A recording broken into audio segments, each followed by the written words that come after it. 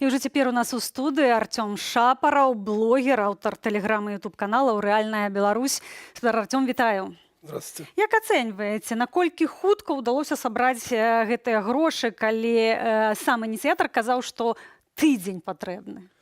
Ну, это круто, но я скажу так. Безусловно, я удивлен, как это быстро произошло, но я очень рад говорить о том, что это произошло за день. Это еще раз подтверждает, что белорусы едины, и они могут больше, чем мы все с вами представляем. На вашу думку, так хутка ўдалося сабраць з-за мэты, на якую збіралі дроны, альбо з-за асобы, якая ініцыявала гэты збор? Ну, вопрос такой с подковыркой. Я думаю, что все совместно. Ну, во-первых, Пол Калиновского делает важное дело. Это патриоты Беларуси. Это люди, которые помогут нам наладить порядок в стране в будущем. И каждый белорус их уважает и понимает, что эти люди рискуют каждый день жизнью. И помочь это, ну, безусловно, помочь, и другого варианта, в общем-то, нет. Поэтому белорусы помогают тем, кто действительно делает работу. А они действительно делают работу и рискуют своей жизнью. Поэтому вопрос не стоит. То бок все ж таки мэта, на вашу думку? В первую очередь, безусловно. В первую очередь. Як вы долучиліся до гэтай акцыі? Александр написал до того, как он собрался это все делать: поддержишь, да, поддержу, все супер, давай начинать. Типа. И на следующий день начал. Все классно. І вось цягам сотняў сабраныя гэтыя грошы. Пры гэтым блогер Балаганов кажа пра тое, што ўжо да яго звярнуліся з просьбай зладзіць новы краўдфандынг і тлумачыць гэта тым, што проста не паспелі зрабіць ахвяраванне. То у чым тут праблема? Гэта ўсё ж такі інфармацыя дрэнна дайшла да тых, хто мог бы зрабіць ахвяраванне? Я думаю, что из-за того, что Саша говорил о том, что это будет неделя, люди заканчивали свои дела. Там, окей, я в среду сяду, спокойно переведу деньги и все. А тут за один день, ну кто из них ожидал? Никто не ожидал, что все так быстро произойдет. Произошло, как произошло, и люди не успели. Поэтому я считаю, что необходимо открывать новый сбор и еще сотню, например, собирать еще через неделю. Почему нет? Ребятам дроны нужны как воздух. Чем больше дронов, тем больше безопасности для ребят, которые сейчас на фронте. А на вашу думку, хто мае гэты новы збор ініцыяваць? Ці ўсё ж такі гэта задача толькі украінскага блогера Балаганова? Балаганов, он украинец, но блогер он белорусский, наш. Так, он распавядае пра Беларусь. Безусловно, да. Поэтому он это начал, он это придумал, у него это хорошо получается. И ему люди доверяют, он общается напрямую с полком Калиновского, поэтому я считаю, что необходимо ему продолжать это делать, а мы его будем поддерживать. Так, ягонае меркаванне прапаную паслухаць. Аўтар збору сродкаў пад назваю «Беларусам ад беларусаў» Александр Рыкаў застаўся вельмі задаволены акцыяй і падзякаваў усім, хто далучыўся. Паслухаем. Это был вчера потрясающий день. Я просто восхищен белорусами. Просто молодцы. Сегодня мы все закроем.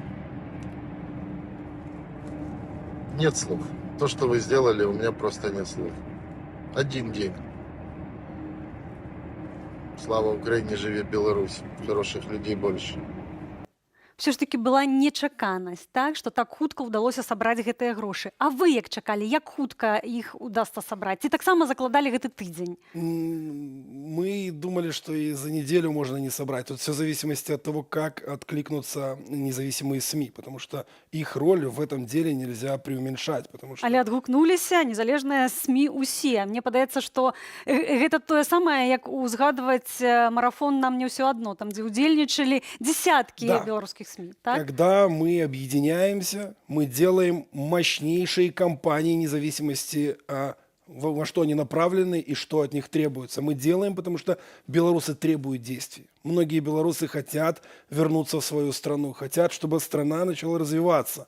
И Это подтверждается и подтверждается. Сбор на политзаключенных, сбор на дроны, сбор на девушку, вот, с которой случилась проблема, Лиза. да, беда. Якую простите. забили, Да, трагедия. да, и столько людей откликнулось. Но это же мы, понимаете, белорусы, и вот это все после 2020 года, оно не уйдет. Все. Белорусы поняли, что мы нация, что мы люди, что мы можем, и мы делаем. Вместе. Это же возможность быть вместе, почувствовать, что мы вместе. Смотрите, диктатор как себя сейчас чувствует. Вось акурат пытанне пра дыктатара. Калі быў зладжаны марафон салідарнасці нам не ўсё адно, то рэакцыя была крымінальная справа. Але там можа не вельмі карэктна параўноўваць, канешне, дапамогу палітвязням і дроны. Тым не менш, дроны гэта вайна.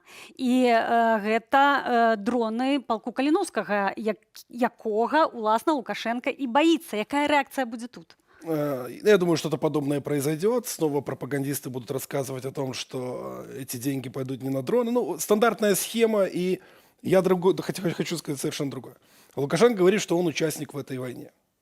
А диктатор наш враг, враг белорусского народа. Мы помогаем тем, кто борется с диктаторским режимом. Эти ребята наводят страх на Лукашенко. Лукашенко страшный трус. И только одним присутствием полка Калиновского на границе с Беларусью мы заставляем диктатора делать ошибки. Чем больше он делает ошибок, тем больше вероятность возвращения нас в нашу страну и наведения там нормального порядка, нормальных законов. Поэтому ребята одним своим присутствием, одним появлением в СМИ заставляют Лукашенко дрожать. А он, поверьте, плохо спит, 100%. Акурат камандзір палка Каліноўскага Дзяніс Прохараў з пазыўным «Кіт», безумоўна, не пакінуў гэтай падзеі без увагі, і ягонае меркаванне, ягоная рэакцыя на сабраныя сродкі для закупу 100 дронаў у вашай увазе. Мы ўдзячны кожнаму і кожнай, хто далучыўся да збора на 100 дронаў палку Каліноўскага. Дзякуй за ваше адзінства. Разам з вашай падтрымкай наш баявы дух узмацняецца. Слава Украине, жыве Беларусь.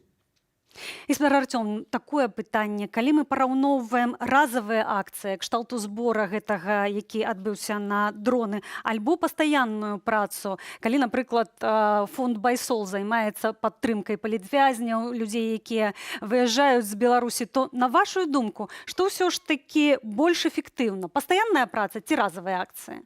Все должно быть и постоянно, и разово. Фонд «Байсол» работает немного в другом режиме, на другие цели, в другом формате. А здесь вот прям необходимо здесь и сейчас. Это нельзя поравновывать, так сказать. Да? Нельзя равнять эти вещи, это разные вещи. То есть, вроде бы как и тут сбор. Но здесь вот прям здесь и сейчас необходимы дроны. А здесь мы собираем на того человека, на того. Там история, рассказывается отдельного человека. Кого-то она зацепила, кого-то не зацепила. Белорусы же тоже не бесконечные. У нас же тоже есть определенный ресурс, у всех нас.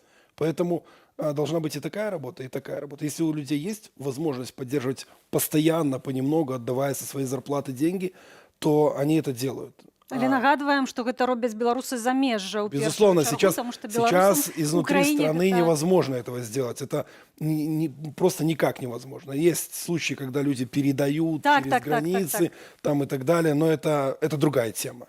Але мы ведаем, что это все ж таки працуе. Безусловно.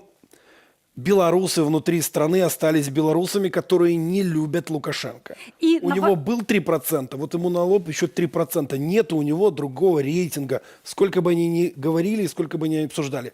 То, что сейчас в стране происходит, это люди, которые... кто-то устал, кто-то не хочет сейчас вот делать резких движений, что в принципе правильно. Сейчас не нужно делать резких движений. Ну зачем в тюрьме, если ты лучше на свободе? Но это не его сторонники. Это не его сторонники. Те люди, которые не определились, показываются как его сторонники. Но какие они его сторонники? У людей от зарплаты до зарплаты не хватает прожить. О чем мы говорим? Это у Лукашенко нет рейтинга. Все. Ну что ж, чакаем новых збораў і абавязкова далучымся.